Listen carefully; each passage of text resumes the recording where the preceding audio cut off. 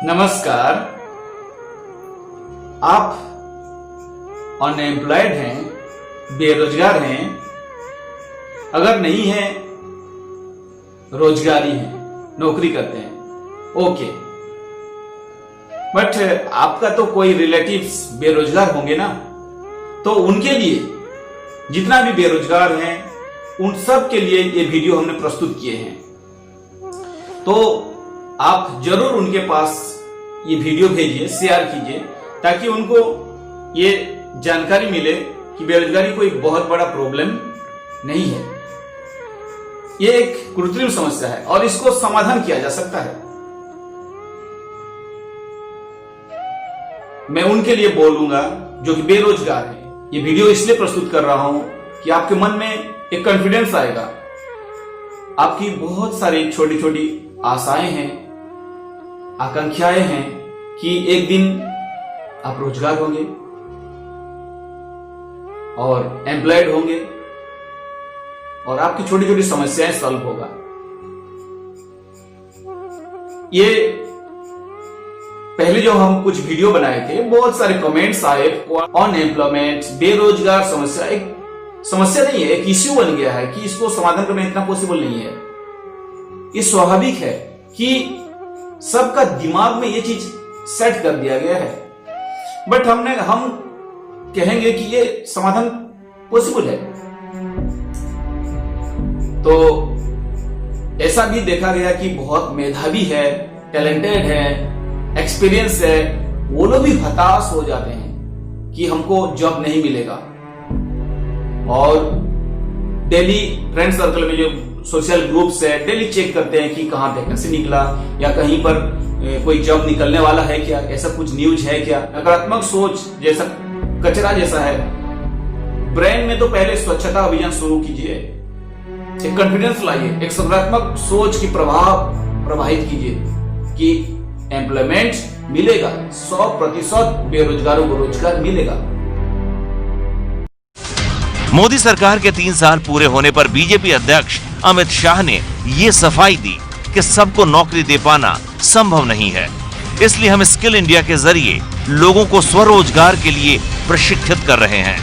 125 करोड़ के देश को नौकरियों से रोजगार देना असंभव होता है और हम सब ने नजर को विकसित करना पड़ेगा। हमने लगभग 8 करोड़ लोगों को स्वरोजगार देने का प्रयास किया है। अगर इस तरह का बयान हमारे देश के शासक वर्ग देते हैं, तो एक मामूली सा आप और हम जैसे नागरिक का मन में आत्मविश्वास तो घट जाना स्वाभाविक है ही। मगर एक इकोनॉमिक सिस्टम है जो कि डिसेंट्रलाइज इकोनॉमी चाहता है। आप सोचिए कि क्या ऐसे पॉसिबल हो सकता है कि सब लोग को रोजगार दिया जा सकता है। कुछ वीडियो क्लिप देखते हैं कि बेरोजगारी समस्या कितना दर तक बढ़ गई। ये लोग गंदे नाले में उतरकर स्वच्छ भारत अभियान के लिए काम नहीं कर रहे, बल्कि ये वो युवा हैं जो मुरादाबाद नगर पालिका में सफाई कर्मी के पद के लिए शारीरिक परीक्षा दे रहे हैं। लेकिन अफसोस की बात यह है कि इनमें से कई युवा ऐसे हैं जिनके पास ग्रेजुएशन, पोस्ट ग्रेजुएशन और यहां तक कि इंजीनियरिंग की डिग्री। ये वीडियो क्लिप देखने के बाद आपका मन और कमजोर हो जाएगा, आप और निराश हो जाएंगे।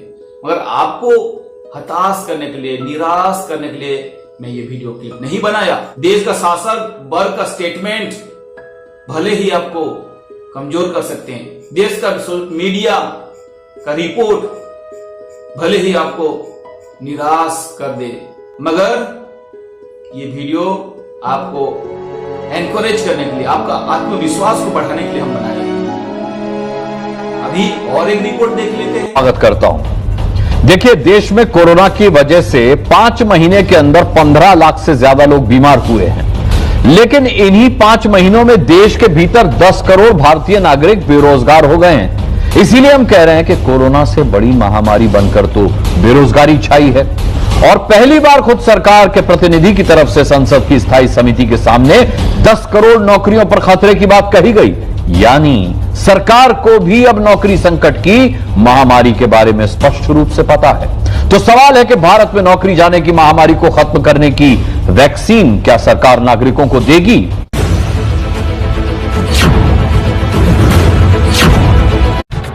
कोई सूत्र, कोई एजेंसी नहीं, पहली बार खुद सरकार के प्रतिनिधि ने संसदीय स्थायी समिति की बैठक में एक प्रेजेंटेशन देकर यह बताया है कि भारत में कोरोना और लॉकडाउन के कारण 10 करोड़ नौकरियों पर खतरा पैदा हुआ।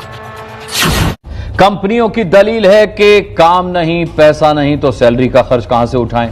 ऐसे में सरकारों को क्या करना चाहिए? समस्या देख लिया आपने, अब उसके हल को समझते हैं। जाए एबीपी न्यूज की राय है, सरकार ऐसी नीति बनाए जिससे जनता की खरीदारी करने की क्षमता रुके नहीं बल्कि बढ़े। खरीदारी क्षमता बढ़ेगी तो उत्पादन बढ़ेगा, उत्पादन बढ़ेगा तो वापस कंपनियों को अपने कर्मचारी रखने पड़ेंगे। ये रिपोर्ट आया है कि कोरोना जब शुरू हुआ देश में 10 करोड़ नौकरी जा चुकी है, लोग बेरोजगार हो गए हैं और घंटी बजाओ कार्यक्रम है। और लास्ट में ये सजेशन दिया गया है सरकार को कि कुछ ऐसे नीति सरकार लाए जिससे कि क्रय शक्ति बढ़े, परचेजिंग कैपेसिटी बढ़े, और परचेजिंग कैपेसिटी बढ़ेगा तो लोग परचेज करेंगे तो ये कंपनी भी चलेगा और कंपनी सब बेरोजगारों को रोजगार दे दे। मगर कैसे ये सिस्टम आएगा? हम गवर्नमेंट से एक सजेशन देना चाहते हैं कि डिसेंट्रलाइज इकोनॉमिक सिस्टम को लागू अगर करेंगे तो परचेजिंग कैपेसिटी ऑटोमेटिकली बढ़ेगा। परचेजिंग कैपेसिटी मतलब जितना भी एम्प्लॉय होंगे एक कंपनी के अंदर, सबका परचेजिंग कैपेसिटी, क्रय शक्ति बढ़ेगा, सबके पॉकेट में मनी जाएगा जितना प्रॉफिट होगा। जैसे एक मालिक है और जितना भी 100 एक मालिक है और 100 एम्प्लॉय हैं, उनका कर्मचारी है, तो सबको शेयर होल्डर बना दिया जाए और जितना प्रॉफिट होगा कंपनी का जो मालिक फाउंडर रहेगा उनके पॉकेट में भी जाएगा और जो नौकरी करते हैं उनको तो मंथली सैलरी मिलेगा, साथ ही साथ उनको जो प्रॉफिट का शेयर भी उनके पॉकेट में जाएगा। तो इसी तरह परचेजिंग कैपेसिटी बढ़ेगा, सिंपल।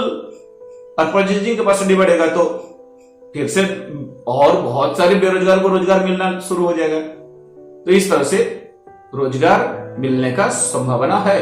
और पहले वाले वीडियो में हम बताए हैं कि 5 सेक्टर में 100% बेरोजगार को रोजगार दिया जाएगा।